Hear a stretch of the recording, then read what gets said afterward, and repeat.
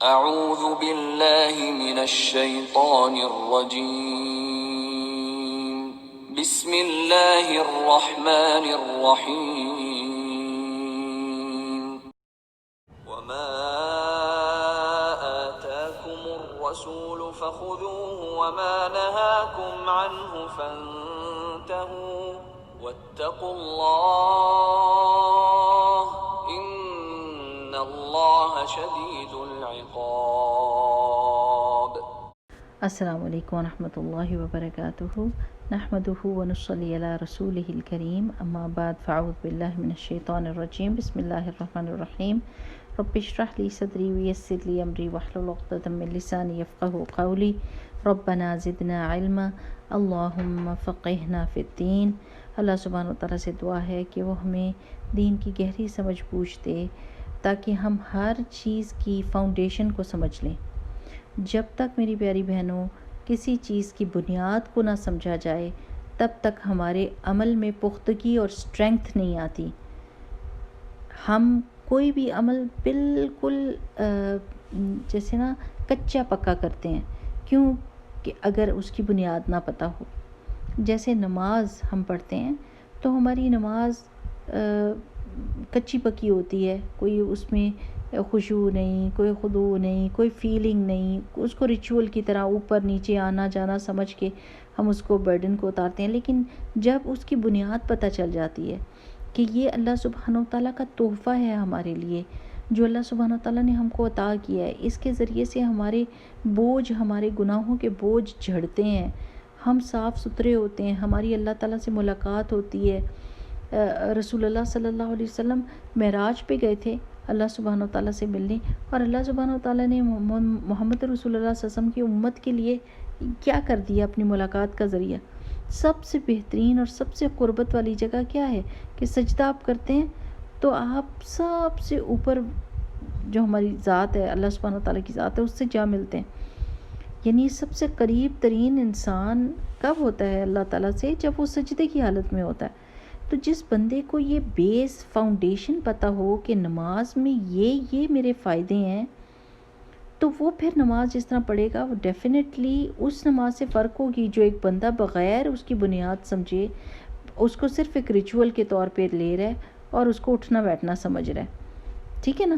تو اب ہم کیا سمجھ رہے ہیں کہ ہمارے دین کی بنیاد دو چیزوں پر ہے، ہم نے کہا قرآن پہ اور رسول اللہ صلی اللہ علیہ وسلم کی حدیث کے اوپر، اور حدیث کی ضرورت کو اور اس کی آتھینٹسٹی کو سمجھنے کی ہم کوشش کر رہے ہیں۔ اب ایک بات یہ سمجھ لیں کہ رسول اللہ صلی اللہ علیہ وسلم کی احادیث کے جو خزانہ ہے وہ موسٹلی ہم سمجھتے ہیں کہ اتنے لاکھوں حدیث ہیں تو یہ سارے کے سارے رسول اللہ صلی اللہ علیہ وسلم کے ورڈز ہیں، تو کتنی باتیں کی ہوں گی، ہے نا؟ ذہن میں آتا ہے نا کہ لاکھوں حدیثیں ہیں۔ تو وہ بھی اپنا مسئلہ کلیئر کر لیں کہ زیادہ تر رسول اللہ صلی اللہ علیہ وسلم کی احادیث کا جو ریشو ہے وہ اس طرح ہے کہ 20% رسول اللہ صلی اللہ علیہ وسلم کے اقوال ہیں، یعنی جو ورڈز انہوں نے بولے ہیں، جو باتیں انہوں نے کی ہیں، وہ 20% ہے احادیث میں سے۔ پھر 70% ایکشنز پہ مشتمل ہیں، رسول اللہ صلی اللہ علیہ وسلم کے افعال پر مشتمل ہے احادیث، اور 10% وہ احادیث ہیں جس میں رسول اللہ صلی اللہ علیہ وسلم نے خاموش اپروول دی ہوئی ہے۔ تو بولنا کم تھا، عمل زیادہ تھا۔ ٹھیک؟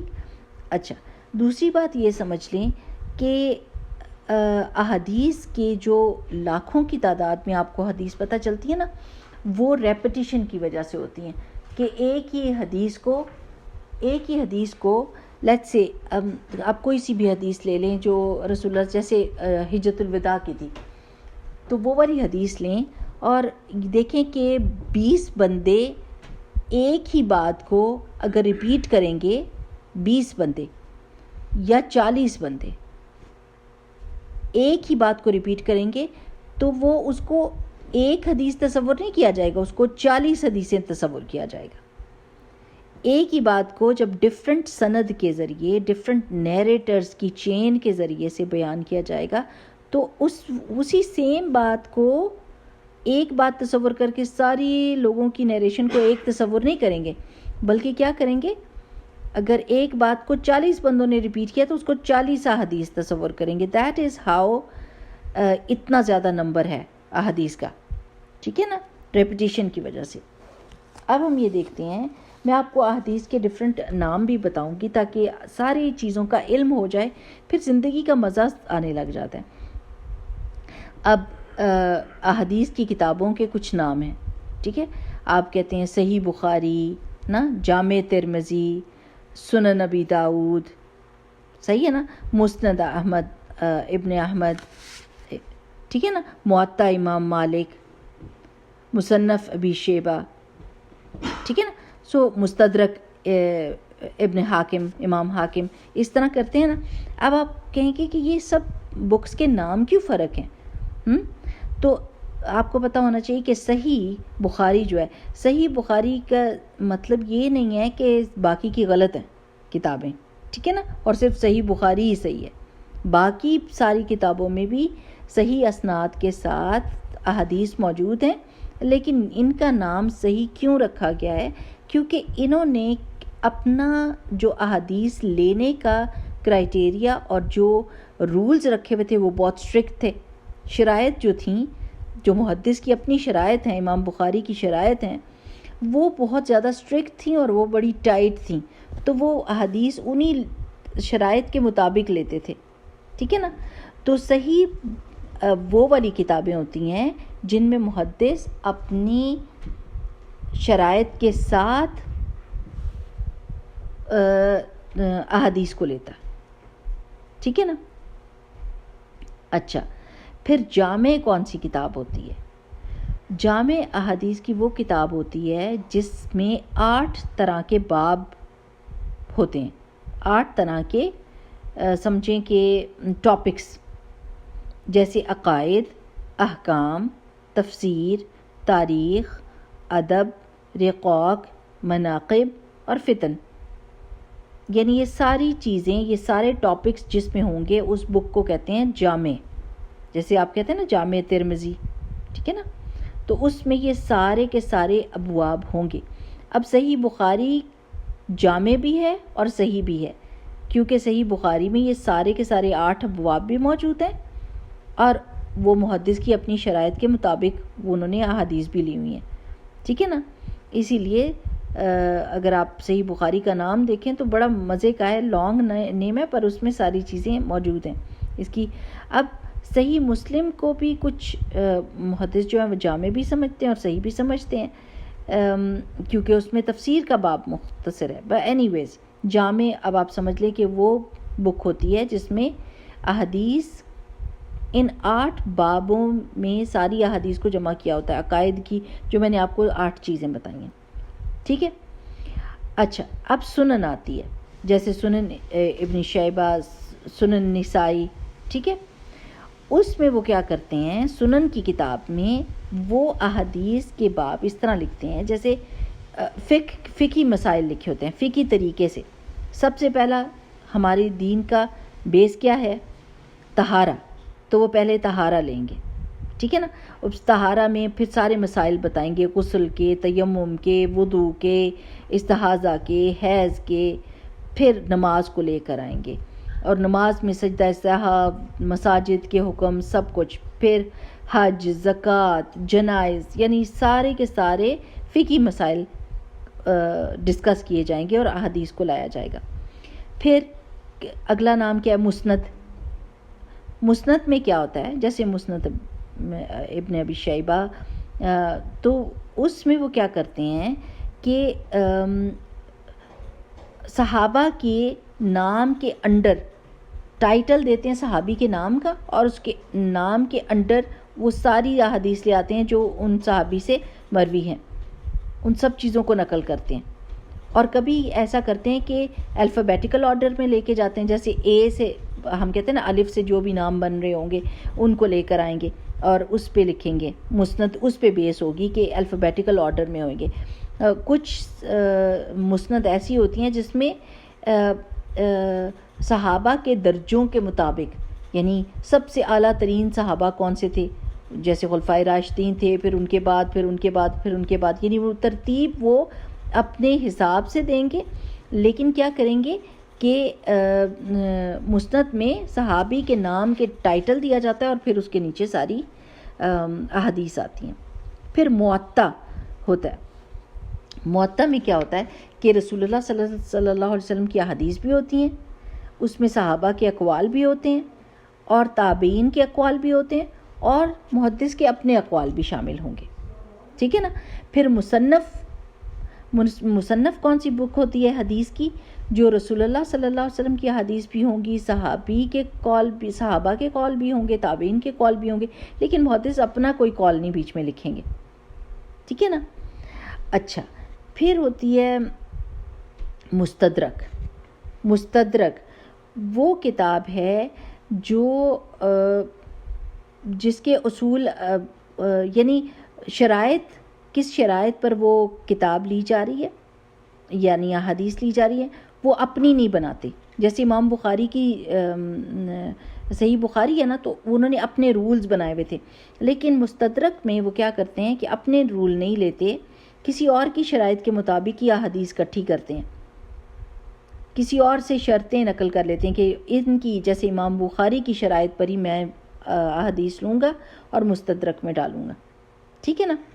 اپنی شرائط نہیں ہوتی, وہ کسی اور سے لی ہوتی ہیں.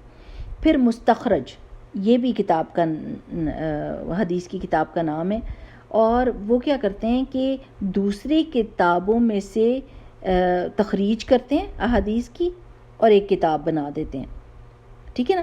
جیسے وہ صحیح بخاری سے حدیث لیں گے اور کسی کتاب میں لکھ دیں گے, اس کو مستخرج کہتے ہیں, یعنی تخریج کی ہوئی ہے ادھر سے.